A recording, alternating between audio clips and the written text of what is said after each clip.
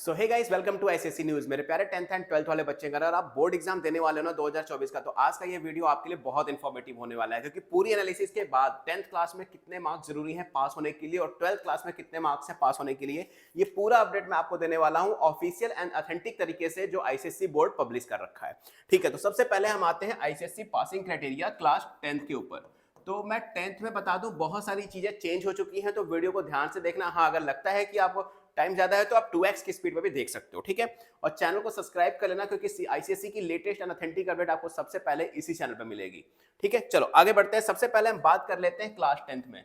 तो class 10th में जितने भी सब्जेक्ट है, अभी भी वो प्रोसीजर है, कौन सा? बेस्ट 5 वाला। यस, अगर आप चाहो तो बेस्ट 5 का मार्क्स इंक्लूड कर सकते हो। ठीक है, बेस्ट 5 में आपको कितने मार्क्स चाहिए पास होने के लिए? तो वो चाहिए 33%। लेकिन सबसे मेजर डिफरेंस जो हमारे क्लास 10th और 12th में डिफरेंस है, वो ये है कि क्लास 10th में जैसे आपके प्रैक्टिकल्स हैं और प्लस थ्योरी है।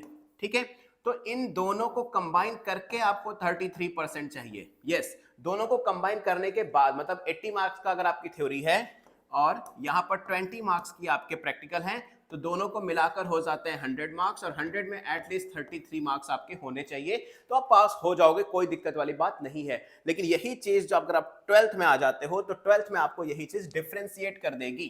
यस, 12th में क्या हो जाएगा, ध्यान से समझो कि अगर हम क्लास 12th में हो आप लोग, और 12th में अगर कोई भी इशू आता है, या आप समझ लो कि अगर आपके एग्जाम रिजल्ट हो गए, तो वहां पर बेस्ट 4 काउंट किया जाता है। यस, 12th क्लास में आपको क्या काउंट करना है? बेस्ट 4, मतलब 4 सब्जेक्ट के मार्क्स जो होंगे वो आपके बेस्ट 4 काउंट कर सकते हो।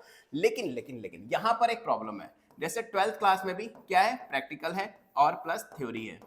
ठीक है, तो यहां पर इंडिविजुअल इसमें भी आपको 35% चाहिए होंगे, और प्लस यहां भी आपको कितने परसेंट चाहिए होंगे? 35%। यस, 33% अगर आप लाते हो तो इंडिविजुअल सब्जेक्ट वाइज पास होगे, लेकिन ओवरऑल अगर आपके 35% नहीं आया ना, तो आप फेल हो जाओगे। ये बात याद रखना।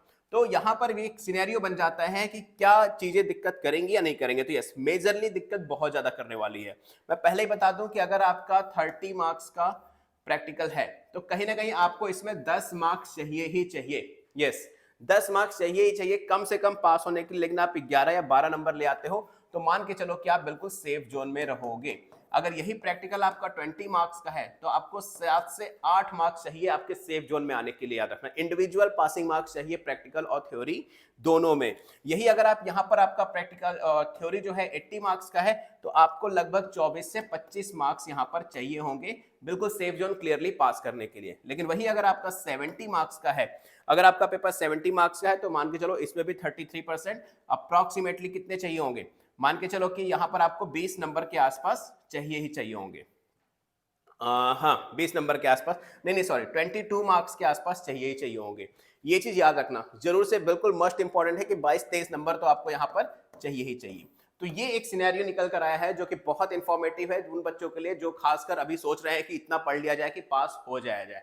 लेकिन अगर आप पढ़ना चाहोगे ना, तो डेफिनेटली आप बहुत अच्छे से पढ़ लोगे, कोई भी प्रॉब्लम इसमें नहीं आने वाली है। और आईसीएसई की जो लेटेस्ट सैंपल पेपर की बुक आई है ना, मैं उसको आप लोगों को इंट्रोड्यूस कराना चाहता हूं, क्योंकि वो बुक लिटरली आप लोगों के लिए बहुत हेल्पफुल होने वाली है। उसका लिंक आपको डिस्क्रिप्शन बॉक्स में मिल जाएगा, लेकिन सबसे पहले उसकी अपडेट देख लो।